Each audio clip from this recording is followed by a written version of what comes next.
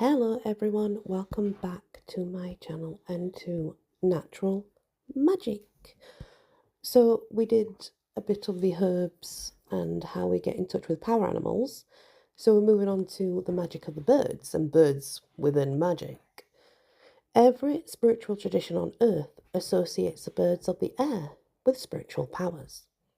Deities and human shamans have been said to use birds as messengers or as means of spiritual travel. Some religions refer a specific kind of bird to each goddess and god. The attributes of the bird reflects in some way the powers of the deity. In ancient Italy, the Etruscan determined the inequalities of places from the location and direction of flight of flocks of birds. In medieval Central Europe, Jewish magicians wrote magic squares for flying in the air in the form of a bird, or rather for magically transferring their awareness into a bird so they could view the world from above. When birds fly, they are in total harmony with the winds and the weather. So traditionally, their behaviour is observed to see how the weather is going. When house martins, delichon, ubicum, fly low, then rain is imminent, apparently. Or when seagulls, the Larus species, dip their heads in the sea, then a gale is blowing up. It has always been an important part of the European tradition to observe the flight of birds, the pattern of their flocks, and the part of the sky in which they are flying. From these signs, it's possible to foretell the weather, gain omens for an undertaking, or determine whether a place is beneficial or harmful to animal and human life. Certain birds have special magical attributes. These come from the actual character of the bird itself, or are explained by myths.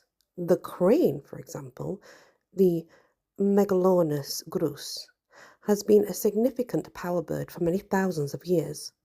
Images of cranes appear on Celtic and Roman altars, and its movements are the origin of the human ceremonial crane dance in labyrinths. The crane is a symbol of watchfulness. It guards entrances to the other world, both the world of non-human spirits and the world of the dead. Similar attributes are given to herons and storks. They have long legs, obviously they're known as the long-legged stalkers. Celtic magicians carried a magic bag made from the skin of a crane. In it were their magical power objects, traditionally used in divination. For this reason, traditional Celtic mysteries are sometimes called the crane bag of secrets. Like the crane, the owl is also a symbol of watchfulness, but by night rather than by day. It is a sacred bird of wisdom, the wise old owl. Eagles, especially the golden eagle, are symbols of divine and earthly power, as well as being keen watchers from above. They have appeared in military and imperial regions as well, so sort of where you would find an upper command since Roman times.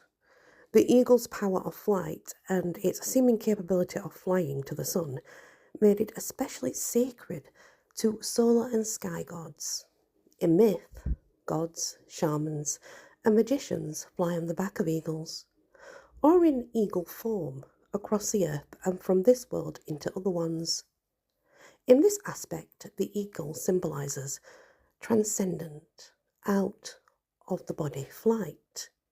Geese, answer species, are guardian birds because they give vocal warnings when strange people or wild animals are near, and geese are pretty protective, I'll tell you. They really are. Swans, the Cygnus species, among the largest birds that can fly, have a close relationship with humans. Ancient magical myths tell of people who are transformed into swans, or have swanskin costumes that enable them to fly. Like the crane, the cockerel or rooster, Gallus gallus, is another symbol of watchfulness. He heralds the dawn with his crowing, and golden cocked images adorn church steeples, glinting in the morning sunlight. Roosters also represent a virile ruling power, for they fight one another for precedence over the hens. Cockiness, however, has its risks. He who takes the rooster's role must continually defend this position until, inevitably, he loses to a superior opponent and is cast down.